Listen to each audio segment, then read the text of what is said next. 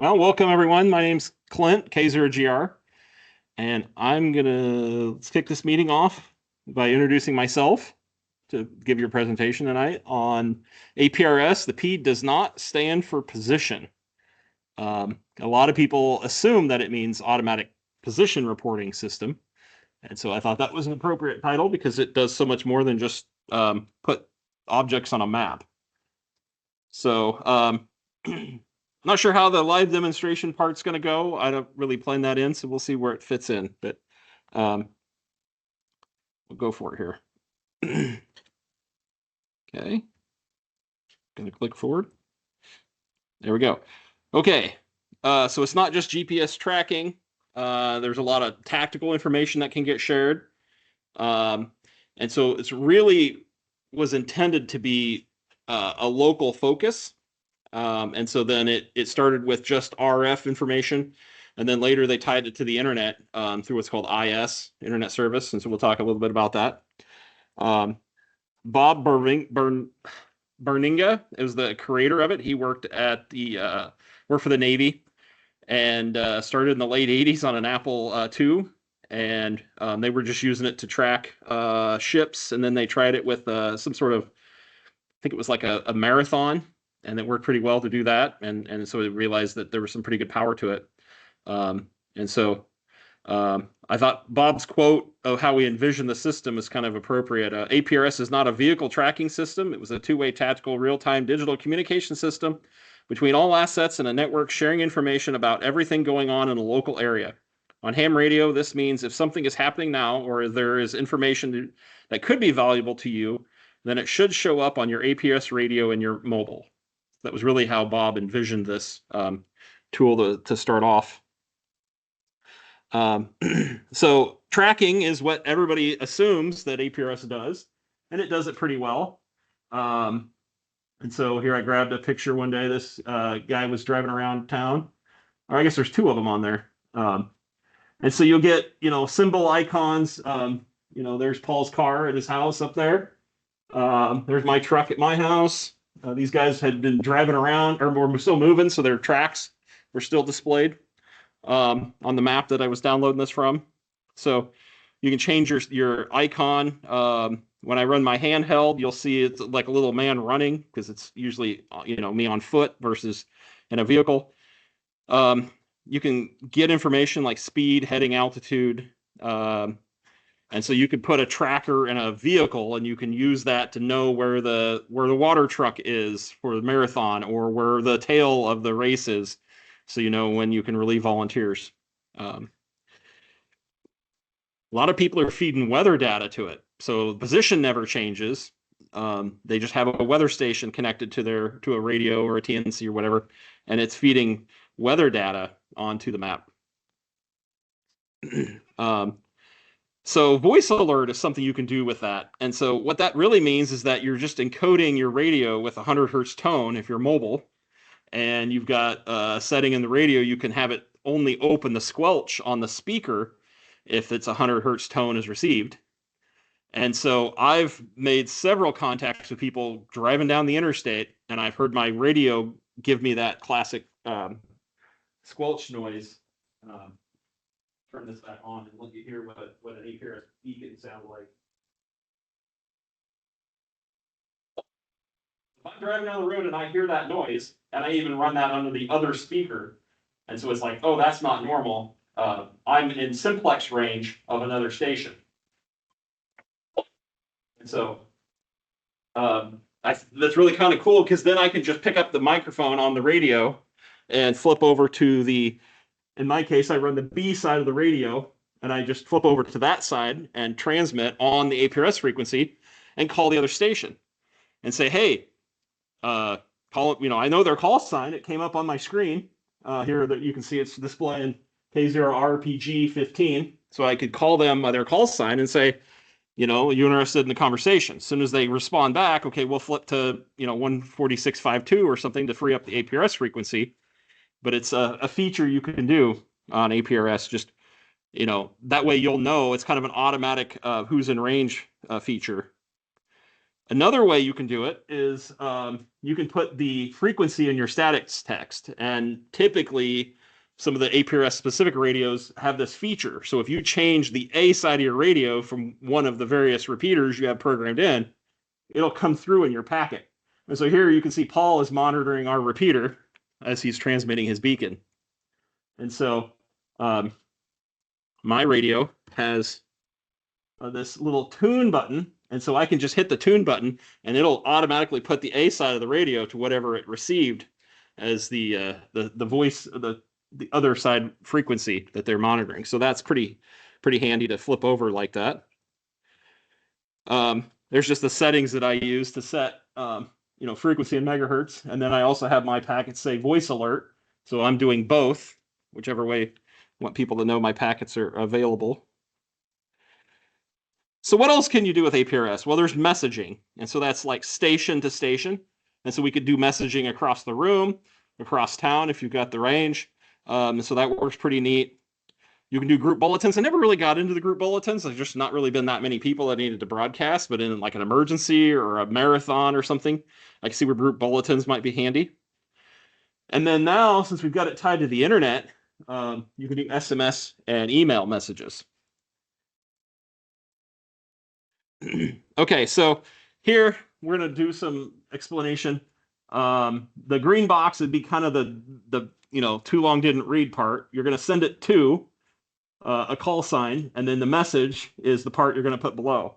So here you can see KC0 UJC-15 is the station I'm contacting. So that's in the to box. All you ever put in there is a call sign or a command. And then the message part is this lower part. And you're limited to 64 characters, I think. I think it's on a slide in here. So how the network works is you've got the typically a wide area digipeater, and then you've got everybody sort of connecting to that. But then you can also have these fill-in digipeaters, and somebody that's running around in their neighborhood that can't get to the high digipeater might be able to get to their house, and their house has more power than their handheld, and their handheld gets repeated by their digital repeater or digipeater that they might have on their house. Or it might be you park your truck at the base of the mountain and you go hiking up the mountain and you can relay from your truck, from your handheld out to the regular world. And so, somebody that's just out here on an RF user can all of a sudden catch all of this information just by sitting and listening to that frequency. And then along came these things called iGates. And it's basically an internet gateway. It's just a bridge between what it hears of the RF and it's feeding it to the internet. And so that's another component. And then we have the internet, the big cloud that takes that. And then you can have people sitting at home reading the data off of there. And you can do other stuff like the database web server. So then you can have people can go online and look at maps and look at data that's getting fed to the internet. So there'll be a lot of people who are like, hey, I plugged it in and it's beaconing, but I never see myself on the map. I'm getting packets back to me, and it's because somebody's got a digipeater in the area, but nobody has an iGate set up. We're not feeding that information to the internet, so you're never going to go on the web and see your information if there's not an iGate in the area. So go into a little bit. Digipeaters, basically it's a store and forward, so it's not full duplex like a voice repeater. It'll decode the packet, decide if it's a good information that it wants to send, and as soon as the frequency is clear, it'll immediately repeat it and send it back out. The best ones are high profile, and so if you don't have that, then you put more in, and you just kind of fill in the gaps with lower stations and more of them. So here's the map that shows the digipeaters in central Iowa as of today. In our area, Mike N1XK aims pretty well with the digipeating. And N0AN Hassan over by Ogden has long had a station there. Chuck's got a digipeater down at his place in Sheldall. And then sort of new to our game is Calvin through the K0IRO club call sign took over the Mingo repeater. And he's got a digipeater iGate up there, it's probably close to 200 feet. And so it's got a heck of a footprint. your stuff won't show up on the map unless the digipeater has an iGate then, like discerning. So you'll see in a second, there are more digipeaters than there are iGates. Okay. But as long as the digipeater can get to an iGate, then it can repeat your signal and get it to the internet. And I try, the analog stuff, and I never see myself like on a map. And so that's probably because there's no iGate here. Well, we'll go into the iGating part, but I mean, you should have good coverage in Ames. Okay. Between Mike being in town and Mingo covering Ames also, you should be able to get in Ames, no problem. So I'll get into iGates in a second. So when we're sending out our information, they kind of have this path selection. And so they used to, do old stuff, but since about 2004, they've been using this wide N standard. And so it's basically how many hops do you want, and then every time it hops from one site to another, then it reduces the number of hops by 1. And so basically, there'd be a whole presentation to explain how these paths work, but the path on the screen is pretty typical for an Iowa area where we've got some good coverage and some open areas where you're going to need maybe a couple hops to get to an iGate. So, around here it's just wide 1-1, wide 2-1 is kind of the standard recommendation. And so don't use the legacy paths. I'm going to say like maybe 2010. I was taking a vacation and we were driving somewhere, and I got an email when I got home from somebody that said, "Hey, you're using the wrong path." I had found, read a book or something, and it said what to set it up as, and I was probably running trace or something, and they told me I was using the wrong method. So if you screw it up, somebody will probably send you a nice email that says, "Hey, here's the recommendation." So this is a lot, but if anybody really wanted to dig into this is what a standard APRS position packet would look like if you looked online. And so I just summarized all the different components of it, of what you're going to see. And so you're going to have my call sign, and this is the -9. So that's my truck radio's -9. There's my wide 1-1, and it got repeated by N0AN. And I'm listening on 146.52 at this point, and I've also got my voice alert. So there's that thing I talked about earlier about that status report. And so my packets actually don't look like that because there's a thing called Mike E, and it's condensing it. And so they kind of squabble it all up. So if you actually go online and look at my packets, that's actually what it really looks like. And it's not person readable necessarily, but it's making things shorter. You can get more information squeezed in. And so that's the differences. Mikey just kind of compresses everything. So if you see some gibberish on there, like the location's not clearly visible of where I'm at on that. It's just encoded. Okay, so another thing we need to consider is that we're doing the Aloha concept. We're basically transmitting in a clear, and we hope that we don't collide with another station. If we both decide that millisecond to transmit, you'll get a collision, and neither packet will probably get connected. And so sometimes you get failures on your transmissions because you had a collision over the air. And so the best way to avoid that is to transmit less. And so how do you know the right way of how much is enough transmitting and how much isn't enough? They created a thing called smart beaconing. Basically says if you're going straight down the highway at a high rate of speed, you're not likely to change directions a lot. You don't need the beacon that often. But if you're in town and you're going around corners, then we're going to want to put your position on the map more so we can kind of track where you're at. And so I'll show you a demonstration of that. And then there's a decay algorithm that says the longer you're not moving, the longer and longer it'll stretch out your packets. If you haven't moved, it doesn't need to go every 10 minutes. It can go every hour if you're still not moving. So there's kind of some decay built in. So here's an example. One day I pulled Paul's packets. And so it's kind of hard to see the red dots here, but he digipeated pretty regularly. And so it was kind of on a clock that it just comes up. I don't know, Paul, if you want to comment, are you every 5 minutes? I don't know what its frequency is, whatever the default is. Yeah. So, I mean, if he was down here at the interstate and he's sitting at the ramp, that could easily be 3 to 5 minutes that he's he's sending out his packets. And he's very regular about doing that. And so you kind of lose what route he took to get through town, but he's not putting out too many extra packets either that way if he's just going down the freeway. So at the same day, I went and picked up a pizza at Pizza Ranch, and the radio's timeout. So I picked up a pizza at Pizza Ranch coming up the interstate, so you can see this is kind of a simulated how my packets got put on in terms of timing. You can see they kind of hammered pretty quick as I got there, got my pizza, and then off they go again. And they spaced out as I was out on the freeway.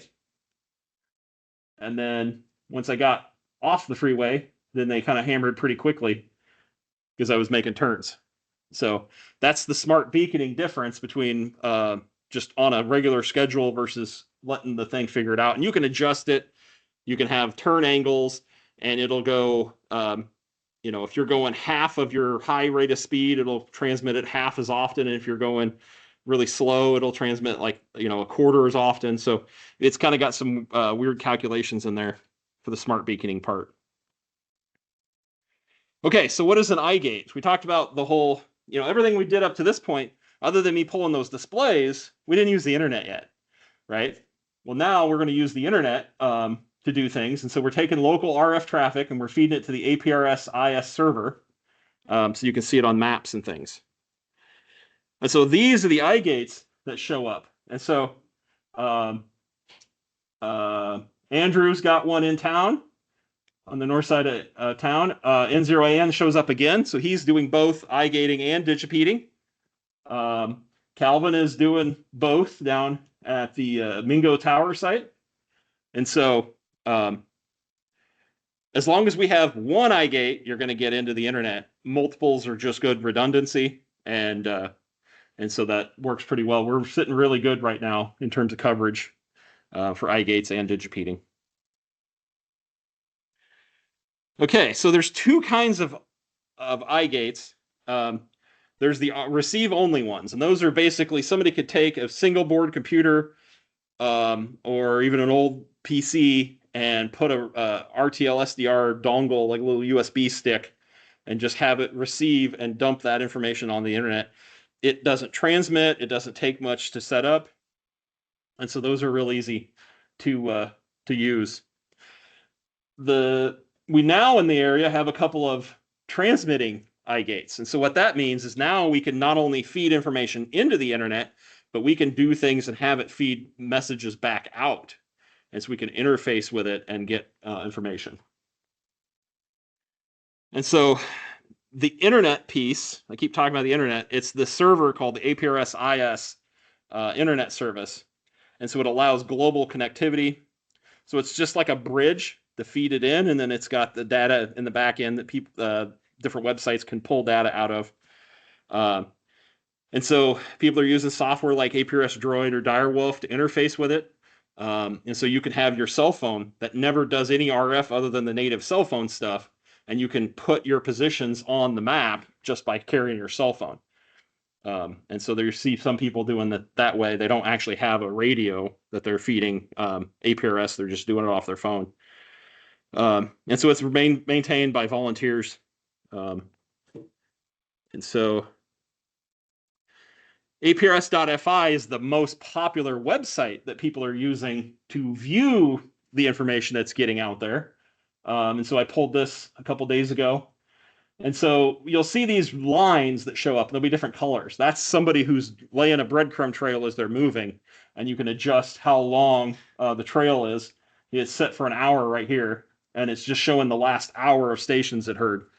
So after a couple hours, things start to fall off if they've not been transmitting very often. So let's see what else is here. So findyou.com used to be another really popular site, and it's just the Google Map integration died, and so it just really doesn't work. So you might see references to findyou.com, but it doesn't really work anymore. Okay, so I pulled this afternoon, and so you can see, I left my office and headed up and went straight home, and the Boone guy helped me out. ISU in Boone. What is his name? Mitch. Mitch, yes, Mitch. Mitch must work in West Des Moines, so he went up to Boone to go home. There's one of the cases. Dan and his son, I think, are headed back over to Dallas County. So you can kind of see some people moving around. You can see some weather stations in town.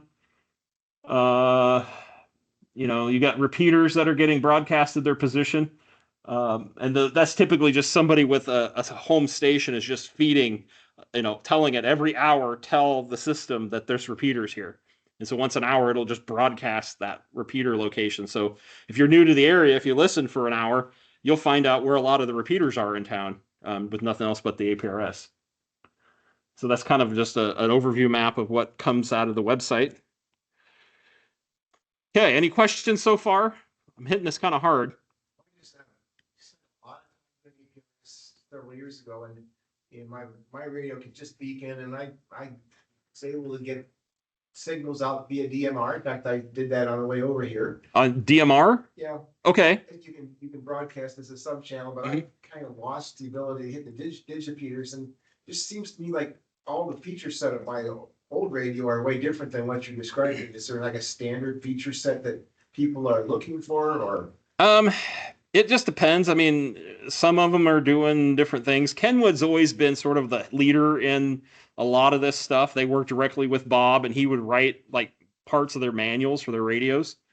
And they were coming out with some of this stuff.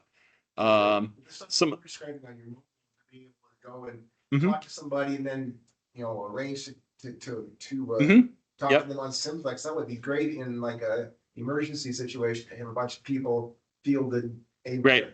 Yep. I mean, that feature set isn't on any of the stuff I was reading about when I set mine up. So I just yeah. How much? What brand is yours? It's Anytone. Okay, and so I think I don't know that it's really doing APRS as much as it's feeding what they call digital APRS, and I'll get into that in a little bit. I mean, I can do the analog and the digital. You can? Mine is so old that it doesn't receive. Okay. So. Yeah, Ted? I just noticed that the KB0V-1 is by Meeker School. Yeah, it's just, So you've been by there recently, apparently. Yeah, and it did successfully pick it up on. yeah, you can see how fast I drove to get over here. Yeah.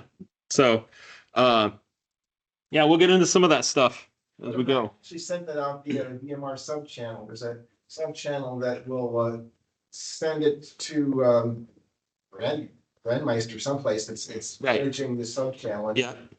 So that I'm on the Iowa DMR thing, and I keyed it just to be on it, and then every so often, whatever I set up, it sends it on the DMR sub channel. But that seems kind of weird compared to what you're describing. Yeah. So you're doing digital APRS, Right. which I argue isn't really APRS, and I'll explain that in a little bit. Yeah, but it's what I had at the time. Right. Yep. Okay. So there's different equipment. I'll kind of divided it into 3 categories to get kind of started. If you don't want to be like an iGate or a digipeater, you have the native radios, and so they have the built-in TNC terminal node controller in the radio, and they have a GPS where you can connect a GPS. And so the premium brands, Kenwood, Yaesu, ICOM, they all have a flavor or 6 or 8 that do that native stuff. And then there's some budget stuff now that's out there. The Anytones, the TYT, the QYT, the VGC, the Radio Ditty are just some of them that I've seen that are doing APRS stuff. Some better than others. There's trackers. And so tracker is just basically, it's not really receiving anything. It's just dumping a signal out every so often to say, here I am, here I am, here I am. And so that's kind of a very minimalistic setup. And then you can do some DIY stuff with sound card modems and Raspberry Pis and smartphone apps or Windows software. So one of the very kind of, I guess, steadfast, very popular versions was a THD72. And that's this one here, if anybody wants to look at it. And so it works really well. I've been pleased with it. And if I take it out, it'll beacon. It has a GPS on the top, so it's integrated in there. And it'll do duplex for satellites if you want to get into that stuff. So it's been a really good radio for that. I also have the previous version, which was the THD 7. And so this one does not have GPS, so you have to feed GPS into the jack if you want to do beaconing. But you can message on it and receive other people's telemetry and that sort of thing. So this is the previous version of that. And they've got 2 versions since what I've got there. They've got other digital modes built in. D-Star, I think, is built into the newer ones also. For mobile, I've got a couple of Kenwood TMD 710s. They have been recently discontinued, and if you look on the used market, they're probably selling them for more than I paid for mine because they're just so sought after because they do this so well. Some of the Yaesu stuff, I find their menus confusing. If you're a Yaesu guy, it's probably not a problem, and they do stuff really well. There's some Icon stuff that does APRS also. So it's got a lot of good features, and I've been pretty pleased with it. I've also got a TMD 700 as the predecessor to this. I forgot to bring that one. And they rumors that there's a TMD 750A coming. My guess is that'll be $1,000 for a mobile tri-band radio. So that's just my guess, is that they're going to charge $1,000 for that thing, but it'll do all the APRS stuff and D-Star. I kind of think it's interesting that the amateur radio station on the International Space Station is a Kenwood D710. And they've modified it and did some fancy things to it to make it safe for space. But it looks very similar. The black box up there looks like my black box. The control head looks very similar to my control head. They got one heck of a power supply with it. But I just find that pretty interesting that when they're doing either running that as a digipeater, you can have that set up as a digipeater in space and you can flip to a different frequency and talk to it. Or, that's what they use when they make contacts. So kind of interesting. Yaesu has a handheld. The FT5DR is a good option for a lot of people. And so that's one that I mentioned because it seems pretty popular of an option for somebody who wants to get into this. There's the FTM 400, 500. I think there's a 300 also, or 350. And so they have just different flavors of those and different options. But a lot of people are running Yaesu radios, and they do smart beaconing and voice alert and that stuff. So this is the DPRS or digital APRS. So DPRS is, if you're running D-Star, it's taking your coordinates and it's feeding it as a data stream to the internet. So I will never receive your DPRS signal. And on digital APRS, it is it's a data stream fed on DMR. And so DMR is a digital voice. So on your radio, it's converting your signal into ones and zeros and feeding a data stream into the system. So when you run APRS on a DMR radio that's not also got a real TNC, all you're doing is feeding a data signal onto the website. And so you're never going to show up on my truck dash screen. I can't message you. You just show up on APRS IS and APRS.5. So that's sort of I haven't heard of anybody feeding those DMR packets back out as new points, but in theory, I suppose you could have somebody sort of convert that digital at a transmitting iGate and create new information. You could definitely message through an iGate and back out into the analog side of APRS. Yeah, it's not interchangeable. And so they keep talking about digital APRS as a marketing term. My radio is not analog. It's still sending out data. And so I argue that this is also digital. And so, yeah, they wish they would have come up with a different term besides digital APRS because I think it just confuses people. Okay, so trackers. If we want to just do the kind of the dumb send out a signal, here I am. Bionics is making a lot of the really good tracker stuff. MicroTrack also has some stuff that are being used. That's usually what's running on a lot of the balloons. for high altitude ballooning. I have both flavors available here. This is the Tiny Track 4, and it's a bigger board. And this will actually function as it receives, and it can decode, and it can act as a digipeater itself. And so if I put it in the system and program it correctly, it'll be a portable digipeater. Where my Tiny Track 3 is just a dumb tracker. And so it takes the GPS signal and feeds it in and makes the APRS data that feeds out into audio into the radio, and then it keys the circuit and transmits the dumb audio. Yes. What do I have then? It's old. Yep. Bionics, but it's got the transmitter and everything right there. Oh, okay. So you have it all in one. Yeah, Okay. So yeah, you have essentially, I think it's this, but it's one of the two, and they just bolted onto a transmitter. So they took a handheld and they took this and they put it all into one package, and they, but it's a little bitty package the size of what you're holding Yeah. in there, right there. yeah. What's the radio? This is the coax connects. Right. Yeah. So that's what they call connects to their. that, the GPS connects to that, Mhm. and you plug it into 12 volts. Yeah, that's what they call their all-in-one. Yeah, Um, I've had it for years. yeah. Yeah. I mean, I think I have aspirations to put a digipeater up at the DMR repeater site at John Marr's place, where we have the UHF repeater. We're going to probably put a duplexer in and split off the 2 meter side. And then I think I'm just going to buy one of these and put there, because there's just less to go wrong than trying to run Raspberry Pi and feed it to the internet directly there. And if the internet goes down, we've got to go up there. So I think we're going to just use the iGates in the area and just put another digipeater up there on the repeater. So I think I'll just use one of these.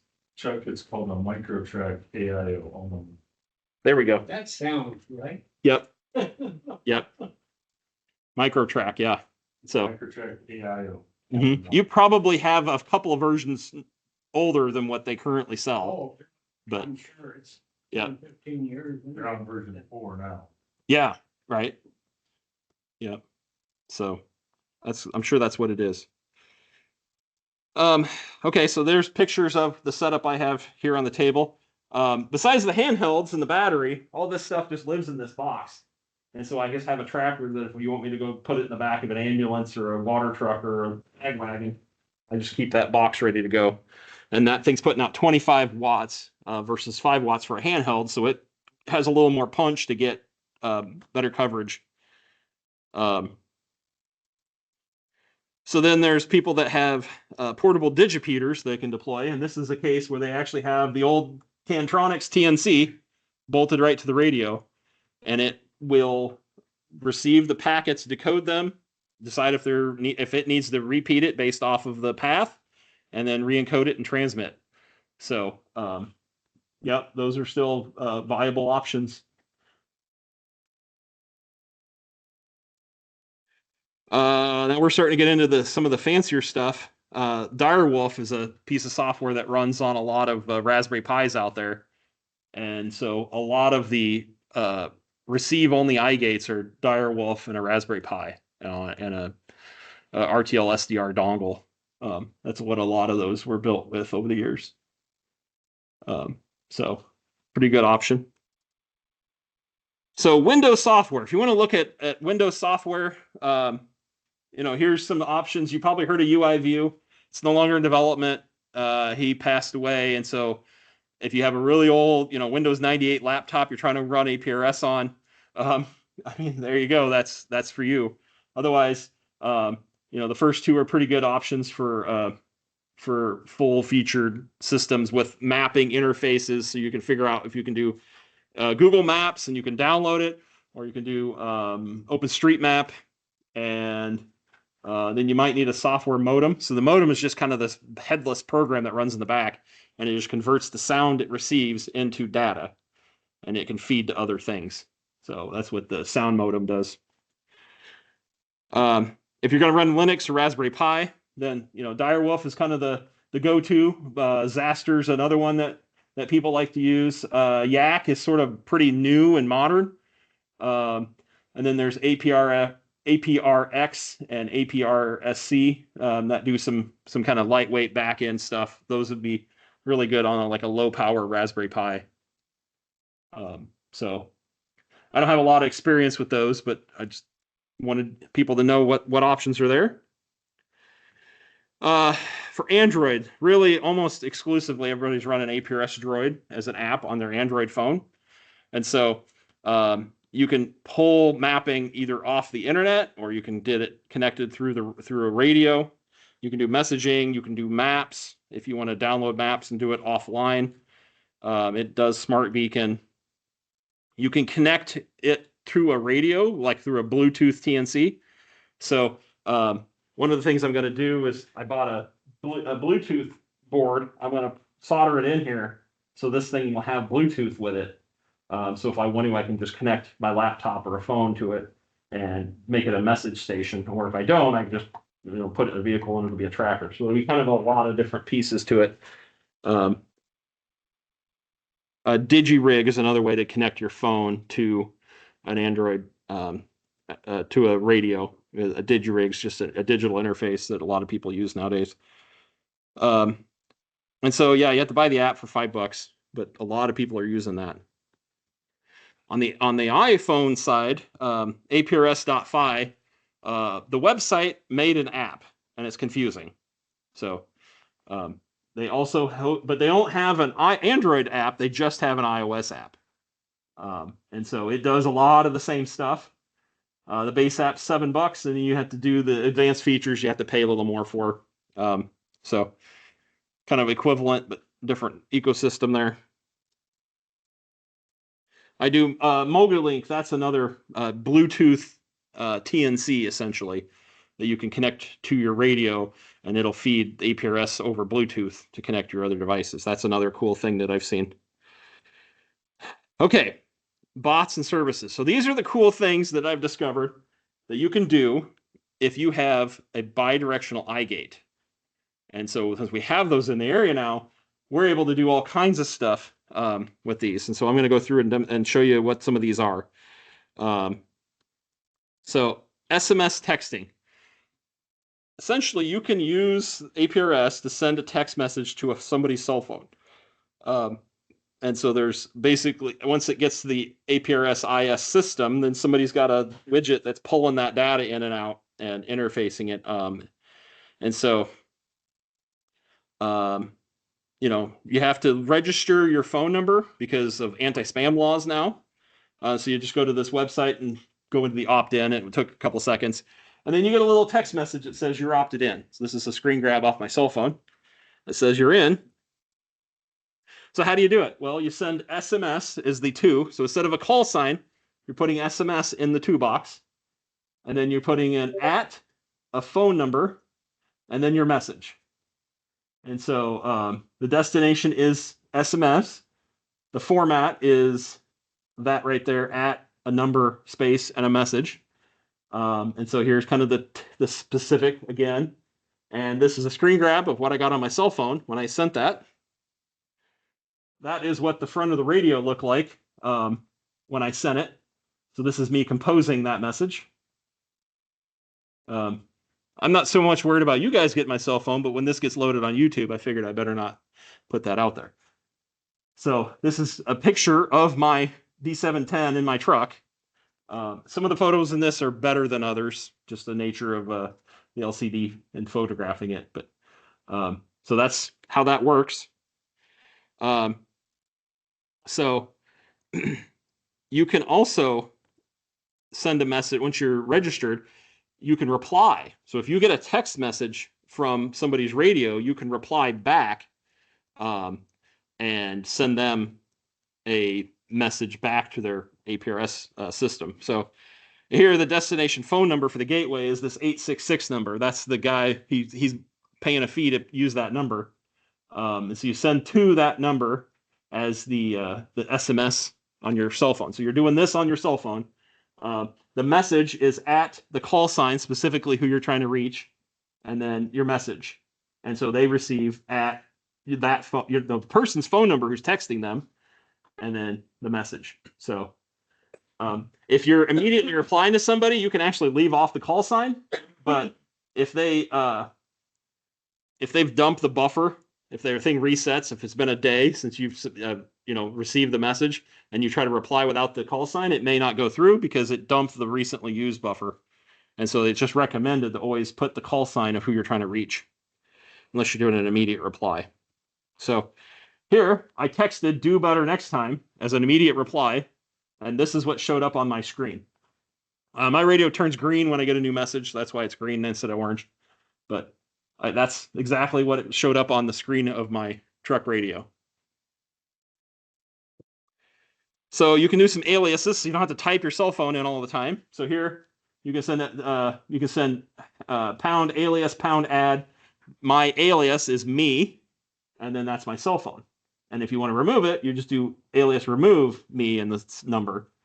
And so, for instance, if I had Paul loaded in as an alias in the system, I could send him Paul, happy birthday. And so that's how that would work. This is what, me setting my alias up as, exactly how I sent it.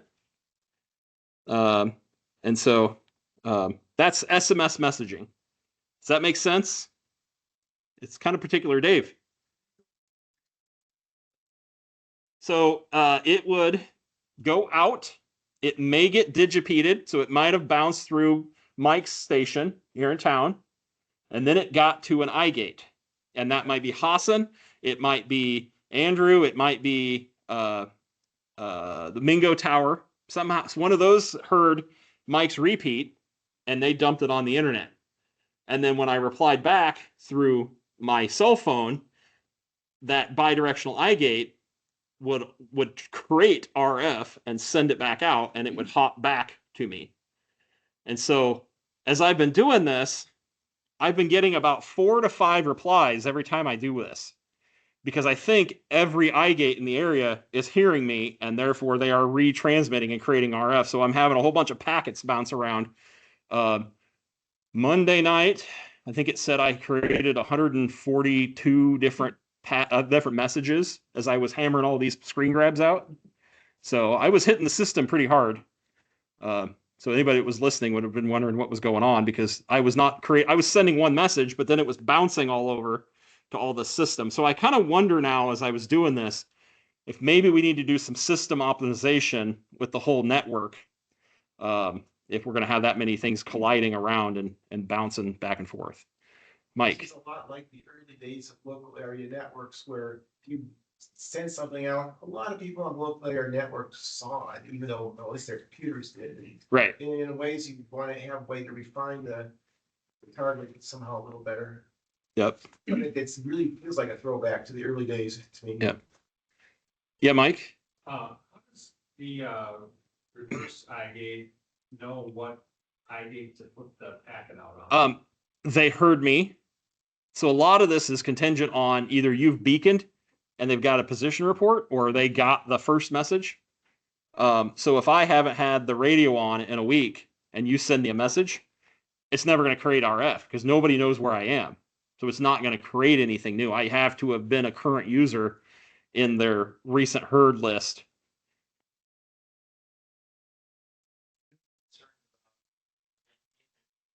Yeah, text messages coming from a cell phone out to this iGate, and like they don't have a call sign associated with them. Great. Yeah, they didn't send the RF. They're not running the radio. The repeater owner, the iGate owner is the one. So they're accepting third-party traffic. Yeah. Yeah. No, it's been happening for a long time, and they've. Yep. Yep. Yeah. Look at the repeater paradigm, where when you're going through a repeater, you still get your call sign, but you're not, right. You are transmitting in that paradigm. So. Yep. Yeah. So it's on the iGate owner to accept that you're creating RF that somebody else sent you. Okay, so let's go to email now. Email is a little bit more nuanced. I found I made some mistakes on it. The email address now is email-2, because email without the -2 doesn't work. It was an old service. the guy gave up on it. So now somebody created a new email-2 service. And so 67 characters for, that's what I remember. I wrote that into here somewhere. Pure text, no attachments. And so it's the format is you put in an email address, a space, and the message. Okay, so that's pretty easy. So I can just send a message here, and so that's what I typed in. I didn't want to use my ARRL because I wanted to reply back. ARRL is only a one-way forwarding system, so I put in my real email and sent test message. And I got an acknowledgement from the system. It said, hey, I acknowledge that I have your packet. I will process it. So it was from the service basically told the iGate to send an acknowledgement that it was received. Is there only email too, or are there other things handling the email? I think it's just this. I think there's some WinLink stuff you can maybe do, but then you're interfacing directly with a WinLink system and not necessarily APRS. And so then it acknowledged that it sent the email. So I got 2 messages back from the system from the one that I sent it. What is the email server like a store? Depends on how it's set up. There is some caching you can do where you can go get your messages. And so this is my cell phone. That's my email account. And I received from me and test message. And then it says do not reply. Because if you hit reply, it isn't going to work. They've got it set up that you have to do some other hoops to jump through to create RF from an email. And so then if you click on this thing, it's a really long, ugly address. I'll show you in a second. But I want to know what this address was it came from. Well, this is the address that he's using to send me that email. And so you need this address if you want to reply back to this. And so I clicked on that button and it said, hey, there he is. So I can send somebody a message that says, hey, check this out. This is where I am. They'll get an email. They click the link. It takes us to APRS.fi and it'll find my position. Okay, so email 2 has shortcuts. And essentially, it saves me from having to type in my email all the time. I can just put in me and then whatever my email is, and it'll remember it. And so the next time I send an email to my wife, I can just put in XYL and arriving in 20 minutes, and it will get that. I can save from having to type her email in, and it's a little more operational security that now I'm not putting her email over the system every single time. Yeah, Chuck. You keep saying I'm gonna type in, I'm gonna type. Yeah. Do that. Oh, you grab it's like the old cell phone. Oh, my God. Yeah, here I am. You haven't built yourself the keyboard interface yet? Not for this one. For the D700, I have a keyboard interface. You can plug a PS2 keyboard in. There was a QST article on how to build a keyboard PS2 interface. Yeah. So you can get an old PS2 keyboard. And I was gonna figure that's what you had to do. Yeah, for this I am. So the night I was sitting in the truck and I got an e-message randomly from some guy that said, greetings from North Carolina. And he said, I used to live in Marshall. I grew up in Marshalltown. And he just found me somehow that I was alive and sending messages. So through the APRS IS, he's sitting at home, typing on his keyboard on his computer, creating RF, going to the IS, coming out on my end, and he's sending me messages. We had a whole conversation that we typed on here. I sent him a link to the meeting on there. Just send him w0yl.com. But yeah, it was just kind of a weird little impromptu conversation that we were having. Yeah. When you send a message to your wife, Yep. how does she get the message? How does she know there's a message for her somewhere? She gets an email. She opens up her email client on her phone, and she got an email from K0GR-9. Okay, so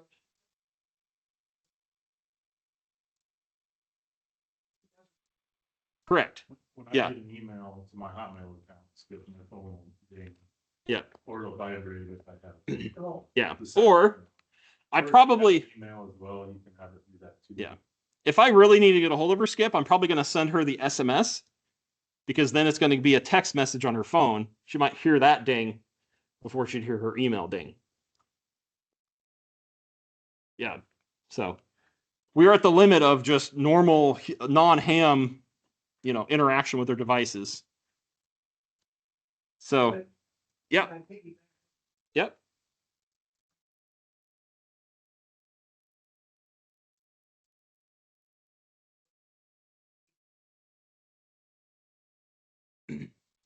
Relay. You could have a higher likelihood of a collision and the message doesn't get through, or if the stuff's set up right, it's listening for delay a gap, and hopefully other systems have different delays.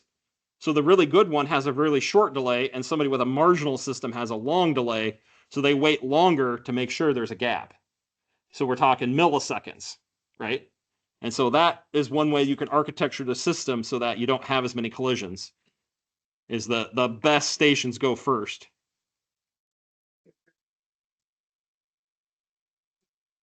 No, there's no forward error correction. You may not get an acknowledgement. You wouldn't get the confirmation messages. So eventually you'd wait for a couple minutes and be like, I never saw anything. It must not have went through, and you'd send it again. Yeah, Mike. Yeah, the collisions are one of the reasons why you don't wanna put a whole bunch of digipators up. Just because of that. Yeah. Okay. Yeah. So like if we get one up at the repeater site north of town, we may have a discussion about turning off some digipeating and just leave them as eye gates if we start having more and more collisions. So that's something we have to weigh in the system. Oh yeah. Typically, like some people turn them off when they go do something else. They could turn it off during the net because that's the radio they're using for the net or something. Yeah. Okay, so if I created here's me and sending my email address. Once I've got that set up, then I can receive emails from that email address. So right now, I'm the only one that can send my radio emails because I only set up me as a demo. And so, there's some nuance to it, but it has to be very, very specific. You have to include in the body of the email user ID : the shortcut and another colon. And so if you don't know what that shortcut is you're emailing, you can't send them an email. And so you've got to know ahead of time who it is you're sending it to and what shortcut they assigned you. So I tried this. I said, this is a test message, user ID me with the colons, APRS mail gateway and my call sign and my name. And then in the subject line is where you actually put K0GR-9 email to APRS test message. Okay, so the bottom part has my call sign in it. The part up above doesn't. And so then I sent it, and I got a confirmation on my email that said, yes, the email was sent. Okay, on the radio, I only got that.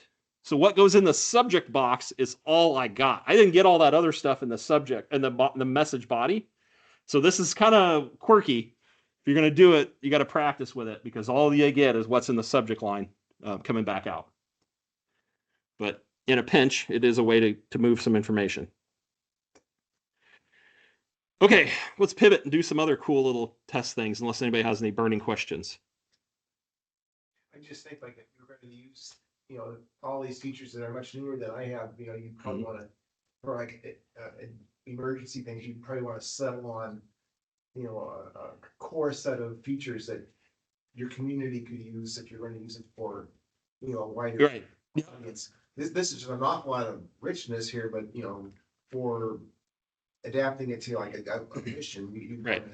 pick I mean, really good things. We used some of this stuff when we were out at Glacier National Park. There was no emergency, but we did have cell phone coverage. So you can do stuff like this. So it doesn't always have to be about emergencies. It's just cool stuff we can do. Yep. Rich set of things. Yep. So there's find. And so you just send find as the 2. The message is a call sign. And it says, hey, I wanted to know where Paul was. He was 222 miles away this week when I asked it where Paul is. Because he's down in Kansas right now. So that was kind of neat. There's a weather bot, so you send it to WXBot. And so you can send it Ames, Iowa. You can send it a zip code.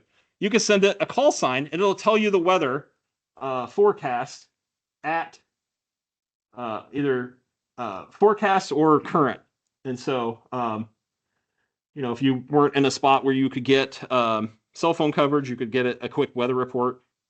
So first one I said was Thursday. I did this like Monday night. I said, Thursday, what's the weather going to be? And it said Thursday, mostly sunny, high of 46. How'd we do? Pretty close. So that was I asked it for the weather on Thursday. All I sent was Thursday. And it took my last position and it gave me the weather for Thursday. And it was Monday when I did it. Then I sent it now. I sent to WXBot. The message was simply now, and it gave me the current weather, 21 degrees when I did that. So you can do some weather stuff. You can send it repeater. And I think that might actually be wrong. Let me see here. Yeah, it's repeat. I figured that out the hard way. It is not repeater. I'll have to switch this slide. The guy built it as repeater, and then later he posted, hey, it didn't work. I have to shorten it, and then he made it repeater, or he made it repeat. So if you send repeat, and in this case, I wanted to do 2 meters, and I wanted the closest 5 repeaters. Here, the closest one to me was W0 ISU. And so it gave me 4 more after this. But it replied back with repeaters. Okay, MPAD is a pretty deep thing. There's about 100 different commands you can send it.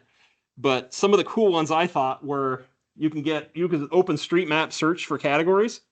It'll tell you where the radiosondes are going to land. It'll tell you satellite passes and what satellite frequencies to use. You can get more detailed weather reports, like actual like airport data for like pilots and stuff. And so I sent it fuel top 5 right there. And I got number 1, come and go, South Dakota Avenue, 1 mile, 90 degrees. Number 2, and then it rolled to the second message because it's a lot of information it's sending me. So it sent multiple information, I think 6 messages. Second one was this number 2 from the other one, come and go, Mortensen, 146 degrees. Number 3, Hy-Vee gas. And so you sort of get the idea that it's sending me all the gas stations in the area. Okay, I wanted to send it who is. I hate that this one has a dash in it because it screwed me up. It's who dash is, and I sent it W0YL. It responded, Story County Amateur Radio Club, Iowa, United States. In this case, it says C right there after a call sign. That means it's a club. If you put in my call sign, it's going to send you an E because I'm an extra. So that's what that service does. Okay, I've used this a few times. Offline spotter. They will take text messages. That's not the purpose of tonight, but when we were doing field day this year in the National Forest, no cell phone, I was sending messages through the satellite spotting service on my phone. So I was sending text messages off my phone to the satellite, and it was putting spots on for POTA.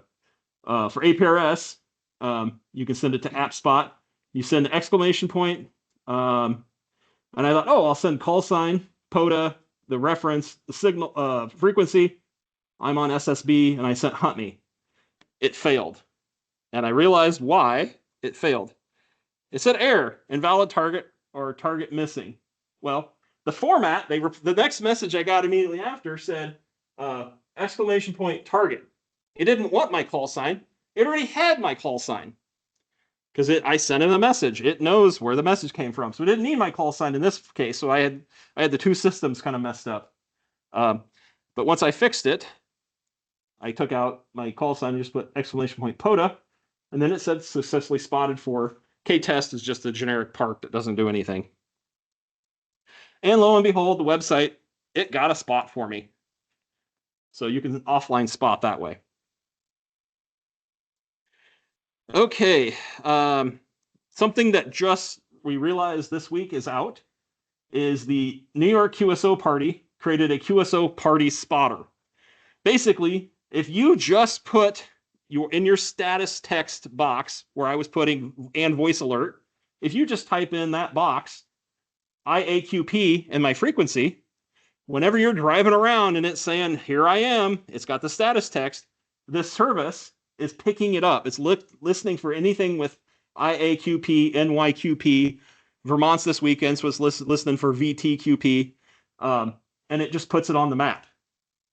So during the QSO party, if I decide to go rover, it's going to track me and you'll know what county I'm in. So if you're waiting for me to cross the county line before you call me back, you'll know what county I'm in and what frequency I'm monitoring.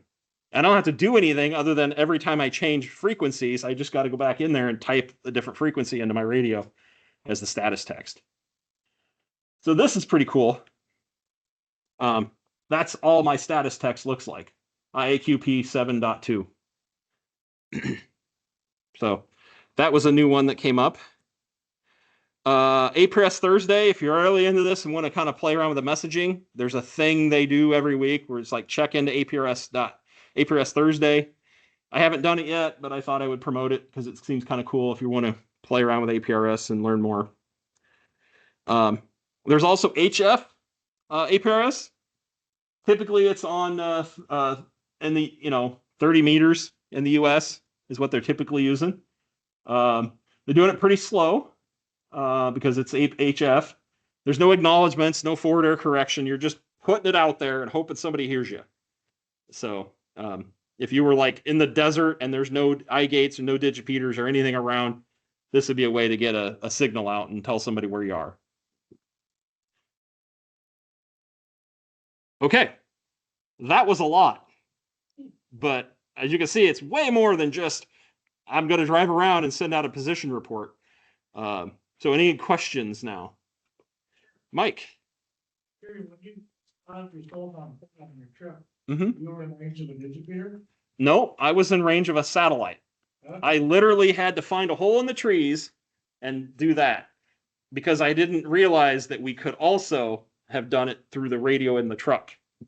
And so we, at one point, we set up Pat's Starlink on the top of my truck and used Starlink to spot us.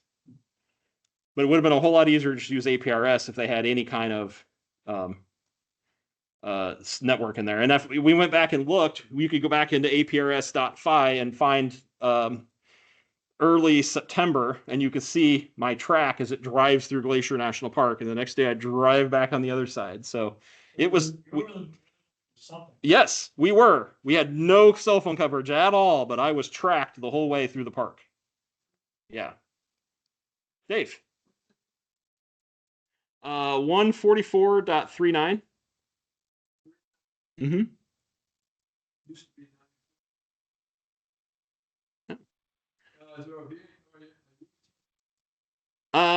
No, I don't think any. Well, there's a new thing called LoRa APRS, and they're not using analog radios. They're using LoRa, long range, kind of like what Meshtastic is doing, and that's on 440. But there's no analog APRS that I know of on the UHF side. Like analog UHF. There is. I can't think of what it is. I don't have any equipment that does it. But there is a very specific LoRa frequency that they're using to do APRS. I don't think anybody in Iowa has a system running on it yet. Meshtastic? Hey, Clint, that frequency, if you want it, is 433.775. There you go. Thank you, a voice from above. So, right. Yep. No, it's very low power stuff. Anything else? Yeah, Andrew. I think it's worth mentioning the lack of privacy. Yes.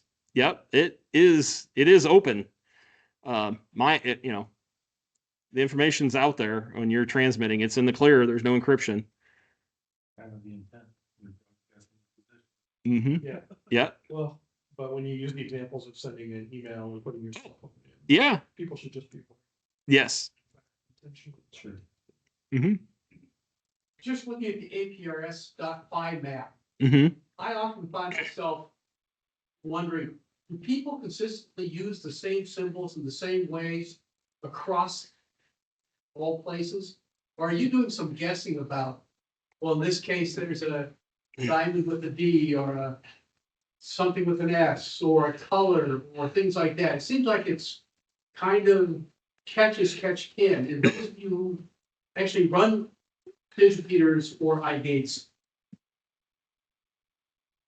Do you have any wisdom to share about how to interpret them?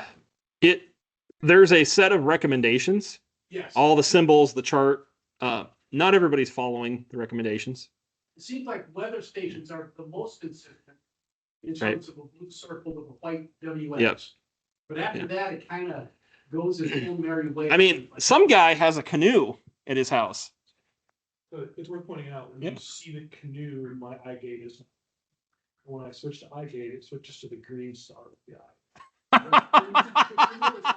It's a standard, Oh. it's green stars with the S in the eye. Okay. Assuming people are following the rules, that lets you know what that station service is providing. When you see the canoe, it's because there's a pond or a pond. So I thought it was more fun. Right. than the same He's out recreating. He's not active. Yep. That's Okay. different than the SSID too. They're two separate things. Yes. So there's a symbol and then there's the dash and the number. And so that tracker runs -1. My handheld runs -7. The truck radio runs -9. That one's -5.